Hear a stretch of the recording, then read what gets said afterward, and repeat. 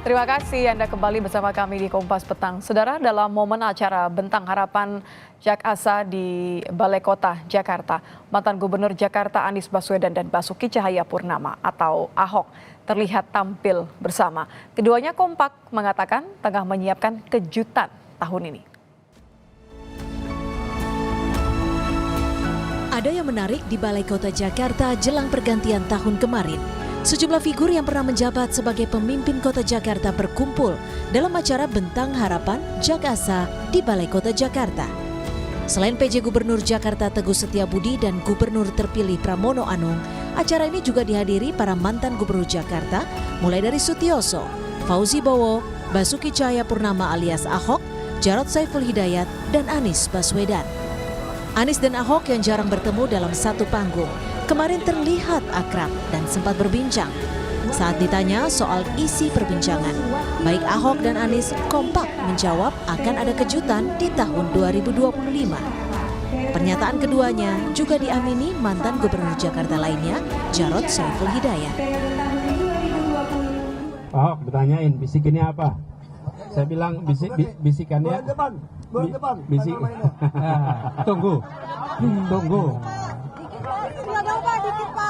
Tunggu tanggal mainnya. Tunggu. Ya, nanti dong.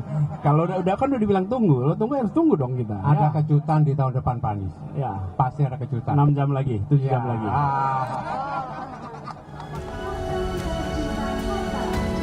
Acara ini juga mengundang Gubernur Jakarta periode 2012-2014, Joko Widodo. Namun Jokowi tidak bisa hadir dalam acara ini. PJ Gubernur Jakarta, Teguh Setiabudi bilang, Jokowi masih berada di Solo. Semua gubernur dan wakil gubernur yang insya Allah sehat semuanya diundang. Kebetulan Bapak Jokowi merayakan tahun baru bersama keluarga di Solo, jadi titip salam untuk juga para gubernur dan wakil gubernurnya. Acara Bentang Harapan Jak Asa diselenggarakan Pemprov Jakarta. Acara ini diselenggarakan dalam rangka menyambut 5 abad Kota Jakarta. Kegiatan ini digelar di Balai Kota, Provinsi DKI Jakarta pada Selasa 31 Desember 2024 kemarin. Tim Liputan, Kompas TV. Ya, Anies dan Ahok yang jarang bertemu dalam satu panggung, ini bahkan sempat berseberangan ketika berkontestasi di Pilgub Jakarta, kemarin justru terlihat akrab di Balai Kota. Bahkan keduanya kompak menyebut akan memberikan kejutan di tahun 2025. Kejutan apa yang akan dibuat keduanya? Kita akan bahas bersama dengan pendukung Anies Baswedan yang juga produser Jakarta Melayu Festival, Gays Khalifa, serta Agung Baskoro, Direktur Eksekutif Trias Politika Strategis. Selamat petang, Bang Gays, Mas Agung. Selamat sore. Ini kejutan, Mas Agung, selamat kejutannya tahun baru. nih yang dinanti nih ya, tahun baru jangan-jangan ada gebrakan baru. Saya mulai dulu dari Bang Gays deh. Bang Gays, apa nih yang dimaksud dengan kejutan oleh Anies dan Ahok? Kalau secara validnya sih tidak tahu ya. Kalau secara validitasnya sih tidak tahu. Tapi saya menginterpretasikannya, kan kalau soal Anies soal ketemu siapa aja kan selalu hangat ya. Lalu terus yang mengatakan ada kejutan bulan depan tuh Ahok gitu kan pada saat tanya wartawan. Lah kalau bulan depan itu setahu saya mungkin bukan bulan depan, bulan ini sudah, karena ini udah Tapi kan Januari. ucapnya Desember, sekarang sudah Januari, bulan depan ya. Lah Pak Anies itu rencananya kan mau launching ormas Oke. di bulan-bulan ini. Mungkin ya, ini mungkin dugaan saya. Mungkin kalimatnya Pak Ahok, Nis gue masuk ormas lo dong supaya gue bisa ikut bantu-bantu. Mungkin kira-kira kayak gitu interpretasi saya. Oke. Mas Agung sudah mulai tersenyum-senyum nih. Jangan-jangan bisikannya sama. Informasi yang beredar gimana Mas Agung? Jangan-jangan betul tadi timelinenya cocok. Mau bikin ormas, ketemu Ahok dulu. Dalam konteks apa nih bantuannya Ahok nanti? Iya, saya kira ada banyak yang bisa disinergiskan, Mbak Nitya. Cuman yang jelas kalau bicara Mas Anies sama Pak Ahok ini kan secara personal memang akhir-akhir ini begitu akrab, mesra, dan intim ya. Pasca Jakarta menyala, Bang Ges ya. Jadi semua hal bisa saja dikolaborasikan, apalagi dalam tanda petik punya semacam common sense dan common enemy yang sama, Mbak Nitya. Ya, apakah itu atas nama dalam tanda petik kekuasaan ya, dan ini berada di seberang di sana seperti itu, sehingga memang ketika mereka bersama otomatis ada banyak hal bisa dikerjakan, ada banyak hal bisa dikolaborasikan, dan itu semua masuk di akal ya, make a sense gitu. Jadi apakah dalam bentuk ormas, apakah di PDIP, apakah bisa dalam bentuk ya person by person activities gitu. Jadi yang jelas saya kira sangat dinantilah kejutannya apa, dan bayangkan Anies dan Ahok gabung itu gokil banget pasti. Kan kalau melihat latar belakangnya Anies dan Ahok, kayaknya nggak mungkin kalau cuma sekedar gerakan ya. Artinya kan ini seperti rencana jangka panjang. Anda melihatnya begitu nggak? Ini adalah langkah pertamanya Anies disupport sama Ahok, karena PDIP juga sudah punya Ya. posisi sekarang di Jakarta, buka front dengan pusat. Iya, saya kira dalam politik nggak ada yang jangka panjang banget Mbak Nitya ya. Semuanya pendek, taktis, dan strategis gitu. Jadi kalau misalkan diarahkan 2025, saya kira ya sangat masuk di akal kalau misalkan ketika Mas Anies membentuk Ormas, maka Pak Ahok akan membackup sebagaimana Mas Anies membackup Pak Pram dan Pak Rano ya, seperti itu, sehingga apapun yang nanti dikedepankan oleh keduanya, saya kira itu salah satu arahan yang positif ya, karena biar bagaimanapun dua orang ini kan punya basis massa yang berbeda ya, Nah, sehingga kalau dua orang ini saling bersama bersatu itu bagus juga buat kohesi sosial politik kita secara nasional, dan sedikit banyak bisa menginspirasi ya bahwa rekonsiliasi nasional atas nama apapun sangat mungkin dilakukan, karena apa ya, tidak ada yang abadi, tidak ada yang apa ya, yang ya, berbeda satu sama Mas lain Agung dalam bisa katakan politik gitu ya. sebagai pihak netral ya, tapi saya balikin ke Bang Ges deh. Bang Ges, kalau sebagai pendukungnya Anies, rela nggak nih kalau nanti, tadi kan sudah disepakati, keduanya nih punya perbedaan basis pendukung massa ya sebenarnya. Akan seperti apa kalau melihat nanti benar-benar Anies dan Ahok akan satu, katakan saja ideologinya bisa dimiripkan begitu ya? Bang Saya Ges. kira tidak, Anies dengan Ahok itu secara ideologi tidak punya persoalan, tidak punya perbedaan ya. Apa yang dikatakan bahwa ideologinya berbeda dan dimiripkan? Karena selama ini kalau dikatakan ideologi, Anies itu berpacu kepada keadilan sosial, dan selama ini dalam programnya dan kebijakannya berpacu pada isu gitu loh, pada keadilan sosial. Dan saya kira kalau dalam konteks keadilan sosial semuanya sama, pijakannya sama di situ. Bahwa basis dukungannya berbeda mungkin, tapi kalau secara ideologis tidak pernah punya ada perbedaan. Lalu kalau dalam konteks kebinakaan, Anies selama 5 tahun membuktikan bahwa sebagai pemimpin dia memperhatikan semua. Bahkan yang tidak pernah ada di Jakarta, Christmas Carol sebagai contoh, itu diberlakukan di masa Pak Anies.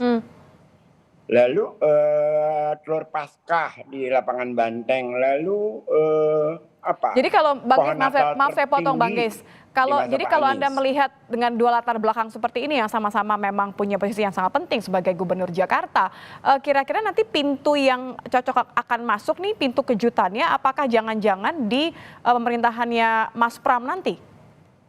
Enggak, kalau itu kan Mas Pram akan menjadi gubernur, dan Mas Pram juga sudah paham apa yang diinginkan oleh Pak Anies dan akan dilanjutkan. Saya kira itu tidak memerlukan ini langkah-langkah dari Anies langsung lah. Mas Pram sendiri sudah, saya yakin dan percaya dia paham apa yang harus dilakukan. Jadi kejutannya bukan itu ya, kalau Saya menurut kira Anda? tidak ya. Kalau soal DKI itu, Mas Pram itu punya kemampuan, punya kapasitas untuk melaksanakan berbagai program yang selama ini sudah dilakukan oleh beberapa gubernur sebelumnya. Tentunya program-program yang baik ya. Mas Agung, jadi kalau tadi Ya. Bang Ges bilangnya katanya pintunya bakal beda nih, kejutannya kemudian lebih ke ormas. Apakah Anda merasa hal yang sama? Ini bukan pintu yang akan dibuka oleh Mas Pram, tapi kira-kira apakah ini akan seberapa lama ya keakraban ini akan terjadi? Iya, magnitude politiknya ketika Pak Anies dan Pak Ahok ini bareng di 2017 sudah terbukti menggeparkan Indonesia, Mbak Nitya, Bang Ges ya. Ada jutaan orang kumpul di Jakarta seperti itu. Jadi Pak Anies juga ketika Pilpres punya basis dukungan yang cukup solid 26%. Itu konversinya 40 juta orang, Mbak Nitya. Belum lagi Pak Ahok ya. kalau kita mengasumsikan secara praksis kuantitatif seperti itu. Tapi saya melihat memang dua basis massa yang berbeda itu, ya kalau kita bicara cross tabulasi survei itu Mas Anies selama ini identik dengan massa Islam perkotaan, ya, kelas menengah terdidik, kemudian orang-orang yang kritis dengan pemerintah seperti itu. Begitupun dengan Pak Ahok, basis masanya masih massa nasionalis ya. Orang-orang yang juga kritis dengan pemerintahan, kemudian juga kita tahu bahwa afiliasi partainya jelas ya, Mhm. PDIP. Nah, kalau Mas Anies kan sebelumnya terafiliasi dengan teman-teman koalisi perubahan yang di atas namakan PKS, PKB, dan Nasdem ya. Cuman kan ketiga partai itu sudah berbalik arah, berbalik badan, dan akhirnya sekarang Mas Anies bicara atas nama dirinya sendiri. Nah, jadi kedua basis massa itu yang akhirnya saling melengkapi, saling apa ya beririsan seperti itu atas nama memang mengkritik pemerintah seperti itu ya. Dan saya kira ketika dua orang ini bareng, ya saya merasa demokrasi kita akan aman-aman dan baik-baik saja mestinya. Kalau Karena cek melihat Mas Agung, maaf saya potong. Kalau ya. melihat tadi karakternya Mas Anies yang memang berkesan untuk mengkritisi pemerintah, kalau nanti Ya. dua-duanya kompak, apakah ini ada justru malah tendensi membuat renggang antara yang didukung oleh Anies sekarang, begitu ya, melihat keakraban dengan Ahok dengan pemerintah pusat? Justru saya lihat ini dalam konstruksi yang luas, Mbak Nitya ya. Jadi politik kita secara nasional justru. Jadi ketika bicara Anies dan Ahok ini magnitudenya bukan hanya Jakarta, tapi juga Indonesia seperti itu ya. Jadi ketika mereka bareng otomatis banyak hal-hal positif yang bisa dikolaborasikan utamanya tadi ya, menjalankan peran-peran check and balances. Kita tidak lagi merujuk atas nama partai, tapi bisa juga tadi ormas misalkan pribadi-pribadi atas nama keduanya ya Anies dan Ahok seperti itu karena basis massa mereka punya dalam tanda petik loyalis yang tulen ya Bang guys ya, anak Abah dan Ahokers ini kan luar biasa ini. Kebayangkan kalau duanya berkolaborasi, kalau bahasa anak milenial ujung 90-an itu apa ya fusion ya, jadi bahasa Dragon Ball Mbak Nitya ya, itu join gabung. Bayangkan fusion politik itu energinya sangat besar. Super saya berapa itu ya? Anak Abah dan Ahoker bareng seperti itu dalam konteks bicara konstruksi politik nasional. Nah, saya Hmm. berharap ini bisa diarahkan secara positif, sinergis gitu, supaya apa? Supaya ya politik kita, demokrasi kita, dan hal-hal positif tentang pemerintahan ke depan itu masih bisa terlaksana ya, karena memang Mhm. kita konstruksi sistem kita kan mayoritas hari ini didominasi oleh koalisi pemerintah ya, dan koalisi di luar pemerintah itu kesepian tuh PDIP-nya, dan kalau misalkan di situ ada Pak Ahok, Pak Anies dan bapak-bapak yang lain aktif juga membantu Jadi teman-teman justru ini PDIP. malah bisa Jadi mengisi demokrasi begitu ya. persis Sepakat nggak? sekali. Sepakat nggak Bang Geis? Kalau justru malah kolaborasi ini, meskipun tadi lagi-lagi ya Anda mengatakan ideologinya tidak pernah berbeda, hanya masa pendukungnya saja yang berbeda. Kalau betul nanti ada kolaborasi dalam bentuk apapun kejutannya, Anda melihat bahwa ini adalah sesuatu yang baik. Sangat baik, sangat positif ke depannya ya. Karena kolaborasi semacam ini kan penting ya. Yang kedua, saya kira kita harus menarik batas terhadap kekuasaan yang semena-mena gitu. Kan itu harus jelas batasnya. Jangan seperti periode kemarin, partai-partai politik tidak punya batas menjadi semacam operator daripada kekuasaan yang akhirnya merusak sendi-sendi bernegara. Nah, mungkin dengan individu-individu semacam Pak Anies dan Pak Ahok ini menjadi lebih kuat demokrasi kita ke depan. Karena kemarin itu hampir kita luluh lantak dengan kondisi yang menjelang Pilpres.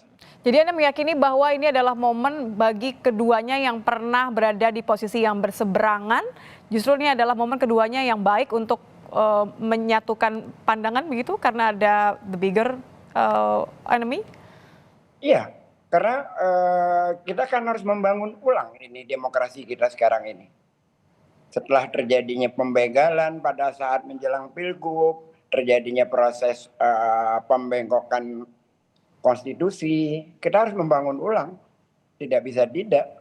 Dan itu tidak hanya bisa diharapkan lewat partai, tetapi oleh juga masyarakat civil society. Dan tentu aja perlu tokoh yang menjadi panutan. Konteks Anies dengan Pak Ahok itu kan sama sekali dua-duanya tidak punya cacat secara prinsip, misalkan tidak pernah korupsi, tidak pernah apa. Yang ada kan cuma kepleset lidah dari Pak Ahok.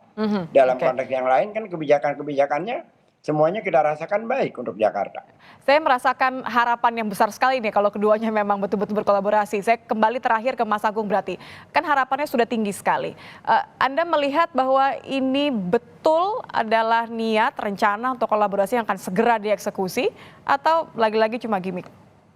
Ya, kalau eksekusinya sudah nampak nyata ketika Pilkada Jakarta kemarin, Mbak Nitya ya. Pak Pram dan Pak Rano menang seperti itu dan itu luar biasa gitu, mempengaruhi konstelasi politik kita baik secara regional maupun nasional. Nah, kalau misalkan mereka ingin melakukan sesuatu yang lebih, saya kira dalam jangka pendek itu sangat mungkin ya dalam arahan ormas seperti itu dan kalau misalkan arahannya partai kan sudah ada PDIP gitu dan dalam beberapa waktu terakhir juga keduanya juga turut serta ya merespon banyak isu-isu yang sifatnya strategis ya, apakah soal PPN, apakah soal pilkada tak langsung, apakah soal-soal yang sifatnya lebih sensitif ya terkait dalam tanda petik semi pengampunan koruptor seperti itu. Jadi saya melihat arahan-arahan strategis taktis jangka pendek itu sebenarnya sudah dilakukan, tapi kalau dimuarakan dalam sebuah institusi, apakah Ya, ormas, itu akan lebih jauh, lebih maksimal, akan impactful lebih ya. ya strategis dampaknya seperti itu dan itu yang sedang dilakukan, direncanakan oleh keduanya dan saya kira bentuknya semacam apa dan seperti apa saya kira tinggal menunggu waktu ya taktisnya bagaimana seperti itu Mbak Nitya. Bulan ini nampaknya. Baik, terima kasih. Kita tunggu sama-sama kejutannya akan seperti apa. Bang Guys, terima kasih. Mas Agung, Baskoro, terima kasih sudah bergabung bersama Sama-sama, kami terima kasih. di Kompas Petang. Selamat tahun baru.